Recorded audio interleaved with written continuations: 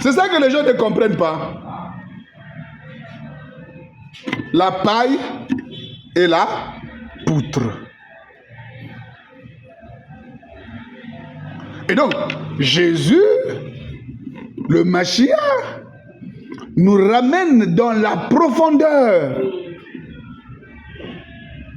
dans la vie. Qu'est-ce qui est l'utile de ta vie?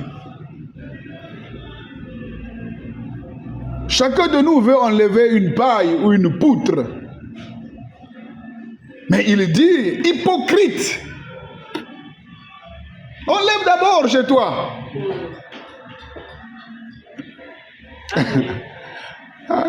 Convertis-toi d'abord. Toi, change d'abord tes assises. Dis d'abord, l'Éternel est mon berger. Ah, ça s'adresse souvent aux prédicateurs. Parce que nous sommes toujours là en train de pointer du doigt les autres. Mais nous oublions que nous-mêmes, nous avons les mêmes choses. Et nous sommes pires. Je dis bien pire. Ce que nous reprochons aux autres, nous en avons en quantité industrielle. Amen.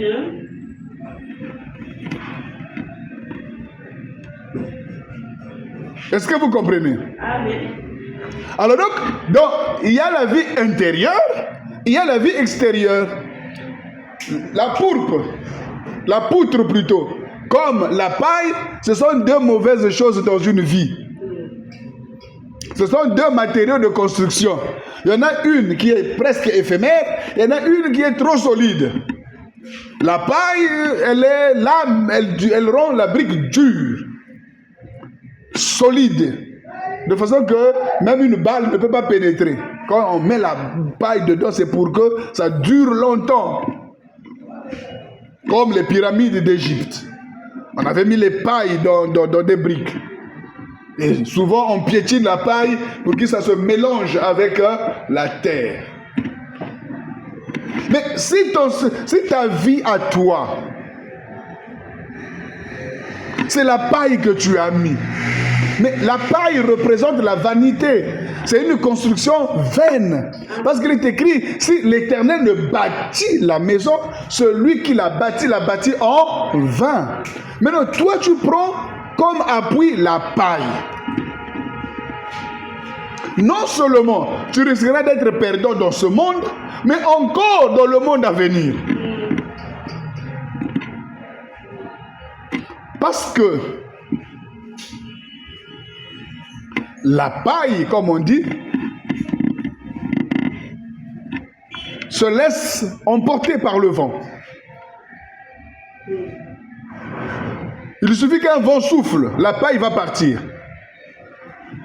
Ça veut dire, si tu bâtis ta vie sur la paille, tu te laisseras emporter.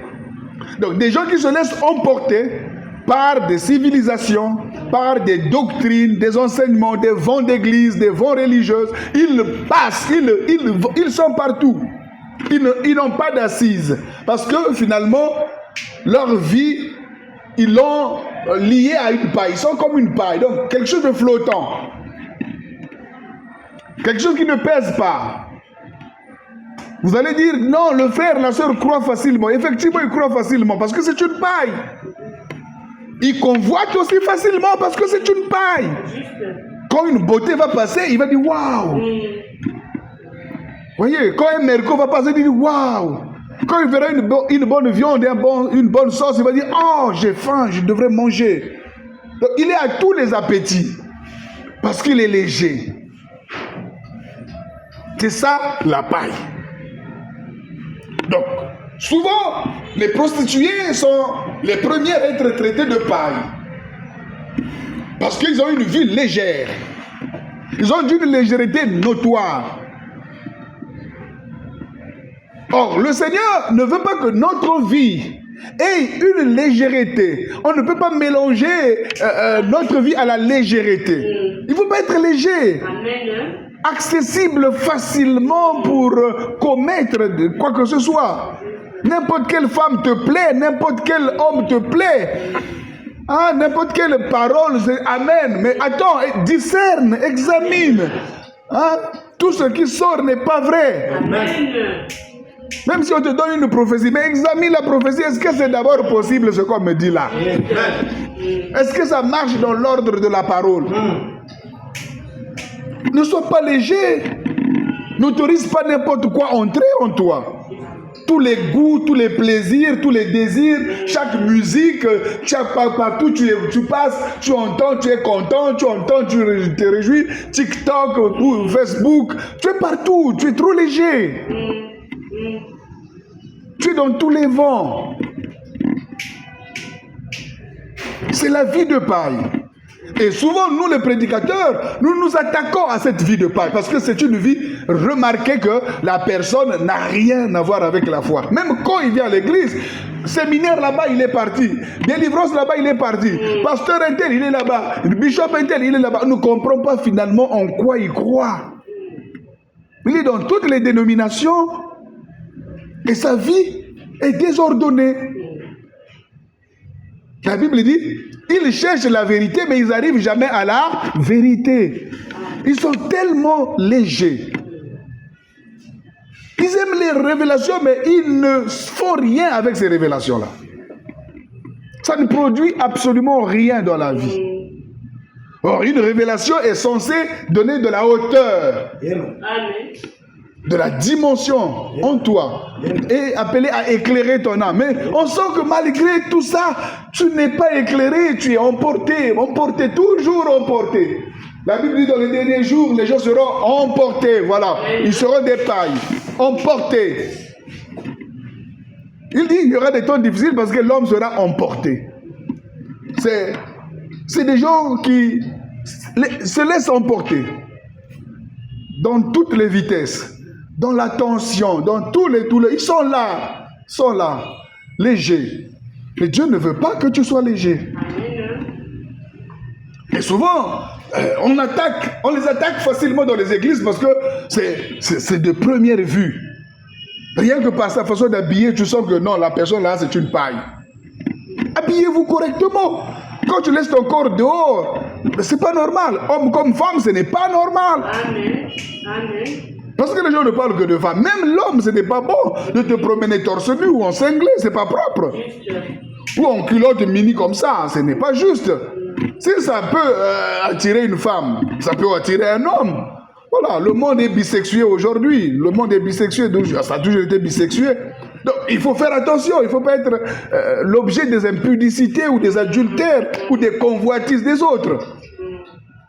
Donc, ces hommes, ce genre de personnes qui ont une légèreté, qu'on appelle la paille.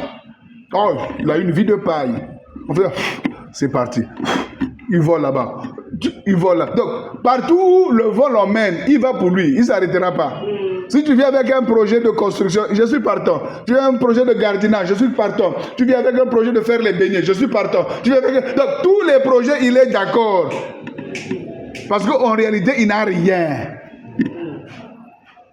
Est-ce que vous me comprenez? Amen. Alors, c'est cette vie-là que le Seigneur nous parle. Que nous devrions arrêter. Amen. Mais quand on nous blâme comme ça, mais le Seigneur voit autre chose. Il dit, mais nous qui parlons, vous aussi les autres qui voulez reprendre les autres. Regarde dans ta vie. Quand ce n'est pas la paille, c'est la pourpre, quelque chose qu'on ne peut pas enlever. Tu as bâti en dur. Parce que la poutre, c'est bâtir en dur. Difficile à enlever. Un projet bateau. Un projet là, tu as mis là, je dis, bon, moi, c'est ça qui sécurise ma vie. Parce que tu as fondé un commerce, tu as fait asseoir une entreprise et tu penses que ta vie est bâtie sur cela. Et c'est là où tu t'appuies. Mais malheur à celui qui ne s'appuie pas sur Dieu. Ou qui retourne en Égypte. Donc vous remarquez que ici, la poutre représente du solide. Il y a des gens intellectuellement bien assis. Vous ne pouvez pas les emporter n'importe comment. Mais ce sur lequel il est assis, c'est aussi du n'importe quoi. Même quand c'est solide, ça peut être un travail. Un travail que tu fais peut faire que tu dises aux gens que tu as la foi, mais alors que tu croyais à ton travail toute ta vie. Tu Tu n'avais jamais cru en Dieu. C'est parce que tu avais un salaire que tu étais toujours à l'église. Tu n'avais pas vraiment cru. Tu étais appuyé là. Et quand ça ne va pas à ton boulot, tu perds pédale. Parce que c'est la poutre de ta vie. Amen. Et ainsi de suite. Boulot, mariage. Prenez tout ce que vous voulez, mettez sous forme de poutre. Mais du solide, du sérieux. En dehors de la légèreté, il y a des gens qui sont sérieux. Sérieux, un bon scientifique, il a conscience de son intelligence, il s'appuie sur son intelligence. C'est une poutre. Ce n'est pas Dieu. Dieu n'est pas, il n'a pas confiance en Dieu, il a confiance en ce qu'il a. Il y a des femmes aussi qui ont confiance en leur corps, en leur beauté. Il sait que ça là, si je sors là, je ne manquerai pas de 50 000 francs en revenant. Amen. Il suffit que je fasse des yeux doux et que je marche comme ceci, avec mon corps et tout ça, j'aurai. Il compte sur lui là, il est sûr. Et il n'a aucun respect pour les hommes. C'est parce qu'il sait qu'il est sûr d'elle.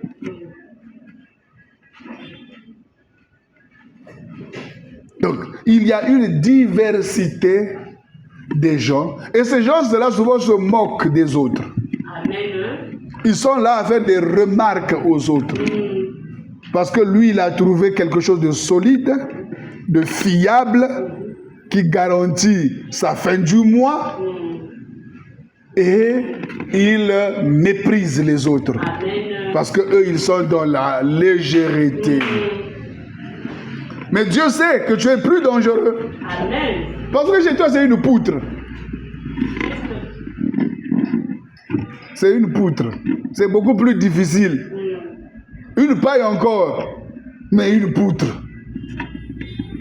Matériel de construction. Et toute ta vie est soutenue là, avec tes projets. Et donc, chacun marche sur cette terre avec un projet. Un projet poutre ou un projet paille.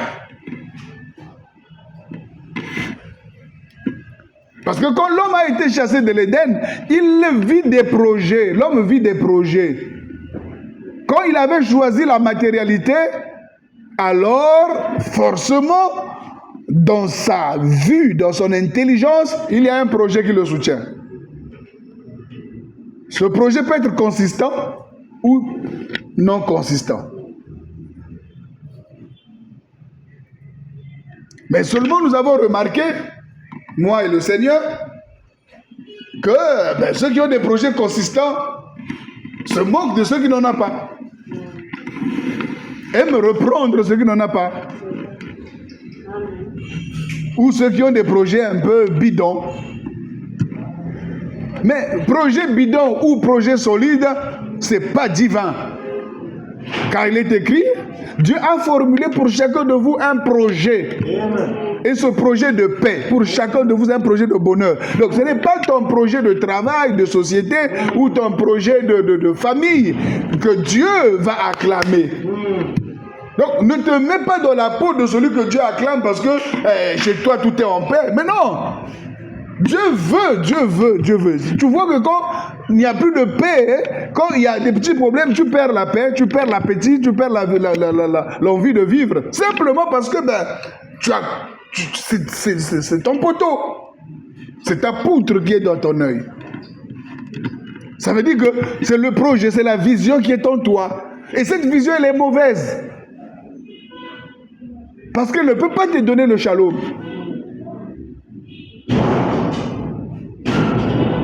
Maudit quiconque qui se confie dans l'homme. Tous les projets d'homme est vanité. Même si ça va t'amener à la lune. Tous les projets scientifiques que nous voyons là, c'est bien. Mais devant Dieu, ce n'est que de la rébellion. Ce que Dieu attend, ce n'est pas poutre ou paille. Au fait, c'est ça le vrai message. Ça ne sert pas de chercher la poutre dans l'œil, de l'autre ou la paille. Le problème, c'est que tu quittes la paille, que tu quittes la poutre. Que tu te mettes dans le projet divin. Que tu retournes dans la vérité de Dieu. Amen. Vous comprenez? Amen. C'est comme ces pharisiens. Ils avaient un projet de religion très fort. Il s'est retrouvé à la synagogue, il dit, je ne suis pas comme ce publicain-là, moi. Je paye ma dîme de tout, je jeûne 2 fois la semaine. Je ne suis pas comme lui. Vous comprenez? Mais pour Dieu, tu vois comment il avait bâti sa vie? Paul dit, je suis hébreu, né d'hébreu, de la tribu de Benjamin. Quant à la foi, quant aux zèles pharisiens, irréprochables quant à la loi. Il dit ces choses qui étaient pour moi un gain. Ça veut dire que c'était son poteau. C'était sa poutre pour Paul. À l'époque, être comme lui dit, je ne suis pas comme, je suis le seul, l'un les meilleurs de ma génération. C'est ce que dit Paul. Il était l'un des meilleurs de sa génération quant aux zèles. Donc c'était pour lui. Il y a des gens qui se glorifient parce qu'il est pasteur, ou il prêche bien, ou il connaît des choses, ou il est, je ne sais pas, prophète, ou je ne sais pas parce qu'il articule bien la Bible. Il dit, moi je suis dans la vérité. Frère, c'est pas important. C'est de la religion. Amen. La vérité là, ce n'est pas toi, la vérité c'est Christ. Amen. Amen. Amen. C'est pas important. Je suis pharisien. Je ne suis pas comme ce publicain. Nous ne sommes pas comme les autres églises. Ça veut dire quoi? Vous n'êtes pas comme les autres églises. Vous avez fait quoi pour être différent? Rien du tout. Je ne sais pas si vous comprenez. Amen. Alors, toutes ces choses, ce sont des poutres. Ce n'est pas la vérité, je vous dis. Quand vous voyez des gens commencent à dire que nous ne sommes pas comme d'autres églises, nous sommes ceci. Frère, ils se glorifient de rien. Ils se glorifient de la vanité. Parce que personne n'a fait quelque chose pour devenir quoi que ce soit. Tous nous devons dire, Père, sois apaisé envers moi. Amen. J'ai besoin de ta pitié. J'ai besoin que tu me montres le chemin du shalom. J'ai besoin que tu me montres le chemin de la bonté, de la douceur. Amen. Amen. Parce que c'est ça que nous avons besoin. On n'a pas besoin de dénigrer les autres. Vraiment. Non, mais ça c'est de la vanité. C'est des poutres. Donc, peu importe ce que le Seigneur vient, donc que tu reviennes à l'arbre de vie. Amen. Que tu abandonnes l'arbre de la connaissance du bien et du mal. Donc, que tu abandonnes l'extériorité d'abord. Que tu reviennes à l'intériorité parce que la vie est intérieure. Que tu reviennes en toi-même. Que tu fasses le tikkun. Que tu fasses la repentance. Que tu retournes au commencement. Et que tu fasses le bon choix. Amen. Ce que j'ai besoin, ce n'est pas une religion forte. J'ai besoin de la vie. Amen. Voilà. Je ne veux pas bâtir ma vie sur des dogmes, sur des choses, mais je veux la bâtir sur la vérité. Amen. Amen. C'est pourquoi un pécheur juge un autre pécheur. C'est ce qui se passe sous le soleil. Lui-même, il est condamnable, et même parfois au plus haut degré, mais il juge celui qui a commis un petit délit, le dépassant. Donc, ils sont là, à la police, à la gendarmerie, au tribunal, ils sont là. Tous sont coupables. Personne n'est capable de juger un autre. Personne. C'est Dieu le juge. Amen. C'est ça le problème du monde. Amen. Le problème d'aujourd'hui, c'est celui-là. Et là où tu es prêt à juger ton prochain. Mais ne juge pas, parce que tu seras jugé de la mesure que tu as. Voilà. Le même jugement que tu as prononcé pour l'autre, un jour quelqu'un te le jugera, tu seras triste. Ne juge pas. La Bible dit ne jugeons point. Donc ici, nous sommes sur une parabole où Jésus nous ramène que le jugement de ce monde nous trompe. Parce que l'intelligence de tout homme a été corrompue dès le commencement. Amen. Rien que par le choix de l'extériorité, le choix du matériel, nous a trompé le chemin. Donc tout ce qu'on va croiser dans ce chemin, ça peut être beau, on peut se tenir à ça, mais ce n'est pas la vérité. C'est pourquoi il est écrit, mais tout cela va être détruit. C'est pourquoi il faut revenir sur le chemin de l'arbre de vie. Amen. L'arbre oublié.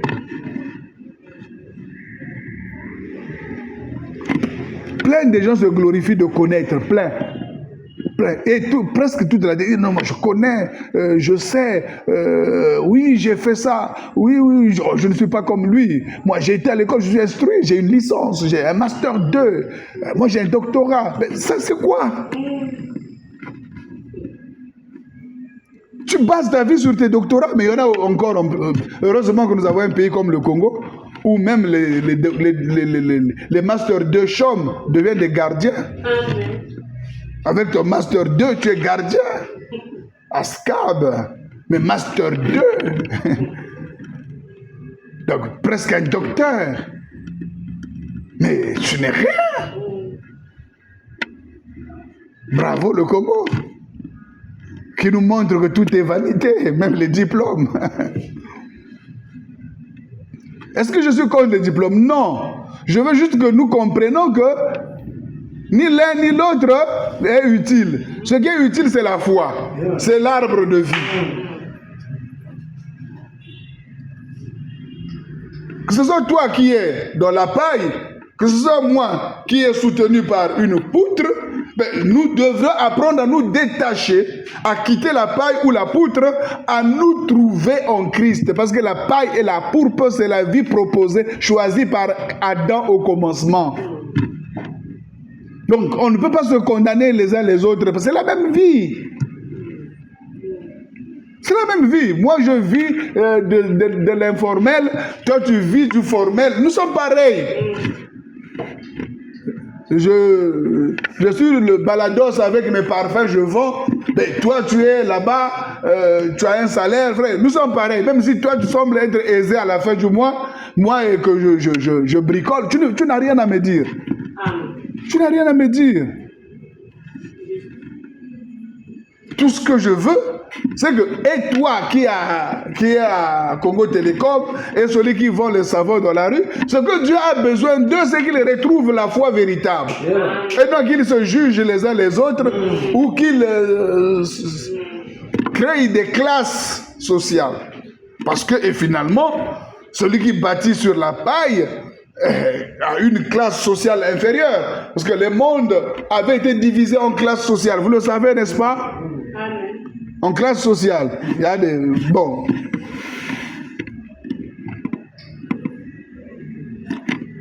Dans toutes les civilisations, il y avait ces classes sociales-là. Il y avait les pauvres, les intermédiaires et les riches. Dans toutes les sociétés, il y en avait. Et au Congo aussi, il y en a. Il y a les démunis. Il y a les travailleurs.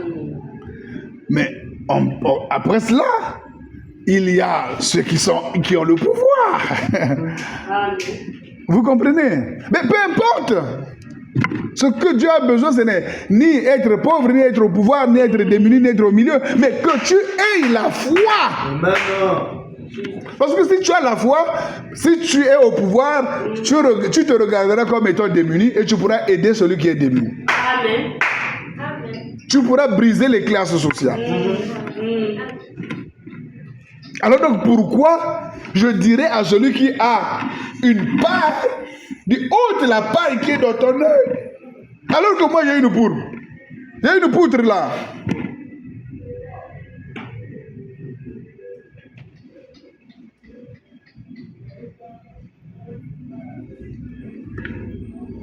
Amen. Amen. Vous savez qu'est-ce qui conduit les pas de l'homme? Est-ce que vous savez? C'est son projet.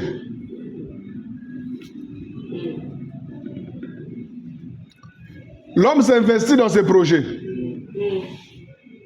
Quand il a un projet, tout son être, son ignorance et son savoir rentrent dans là. C'est pourquoi Jésus a dit, là où se trouve ton trésor, là est ton cœur. Là où est ton cœur, là où est ton trésor. Mais souvent le trésor de l'homme, c'est un projet qu'il tient à réaliser. Il y en a qui réalisent. Il y en a qui ne réalisent pas. Mais il a perdu son temps là-dedans.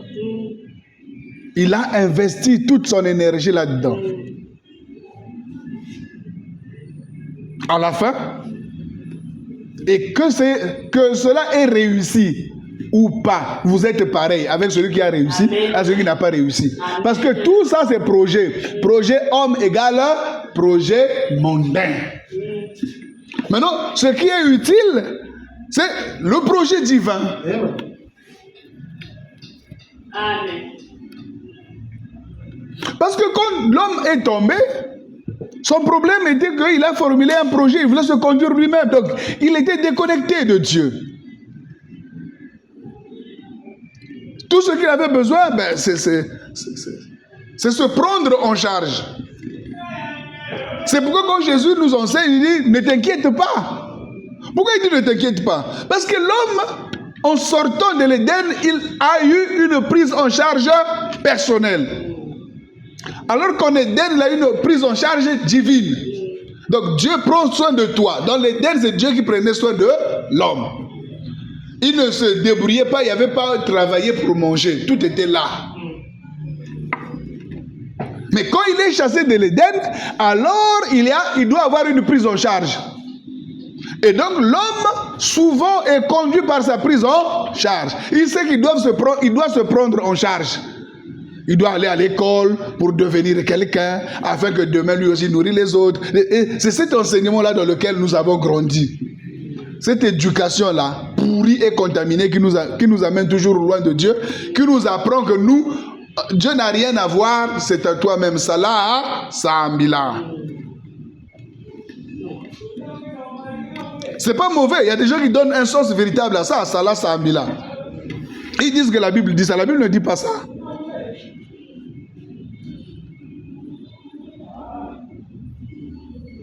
Et donc, toute la terre agit comme ça. Ils sont sortis de l'Éden, chacun d'eux va dans son chemin pour réussir sa vie. Et réussir sa vie, mais c'est loin de l'Éden. C'est loin de l'arbre de vie parce que le chemin est fermé. Ils y vont avec l'arbre de la connaissance du bien et du mal. Ils vont dans ce monde où se trouve le mal, le mauvais penchant. Et tellement que le monde est plein de mauvais penchants, quand on y va, on ne fait que convoiter ce que à l'autre, c'est ce que l'on veut. Ce que l'autre est devenu, nous aussi on veut devenir. C'est comme ça que marche ce monde, n'est-ce pas? Amen. Chacun veut copier sa maman, son papa, ou copier ses cousins, ses oncles. Moi, je veux devenir comme un tel. Donc, en fait, chacun se fait une image. Et s'investit là, une paille ou une poutre. Enfin, voilà, on est parti. Et on se reproche les uns les autres. C'est ce qui se passe. Celui qui a réussi va dire, oh, toi aussi ton projet est bidon. Comment toi qui es intelligent comme ça là, tu peux avoir une femme comme ceci. Comment toi qui es comme ça là, tu peux aller prendre... Voilà, on se jette. Mais c'est pas ça qui est important. Tout ça, on l'a trouvé ici. Nous avons été trompés depuis le départ.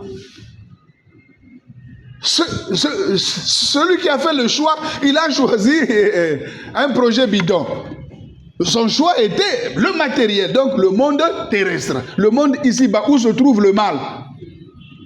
C'est ici que se trouve le mal. C'est le monde qu'il avait choisi.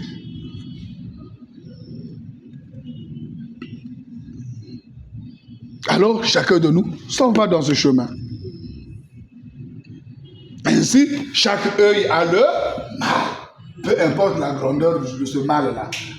Paille ou poutre, ça est dans chaque œil.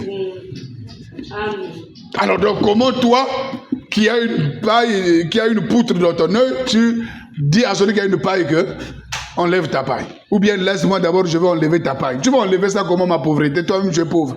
Tu me dépasses même en pauvreté. C'est parce que tu as un compte en banque, tu penses que tu es riche. Tu es pauvre. Tu me dépasses en pauvreté. Parce que la Bible dit, il est plus difficile pour un homme riche d'entrer dans le royaume des cieux qu'un homme pauvre. Donc ça veut dire que toi, tu me dépasses en pauvreté, mais tu ne sais pas. Parce que physiquement, tu te vois en voiture que tu penses que tu es riche. Oui, pour les hommes qui ont la vision adamique après la chute. Pour tous ceux qui sont descendus dans le monde mortel, toutes les âmes qui ont descendu, chuté dans ce monde mortel, Ils pensent que la richesse, c'est avoir des voitures, des maisons, ainsi de suite. Nous comprenons ça. Et les églises sont rentrées là-dedans, ils pensent que la bénédiction, c'est pareillement la même chose.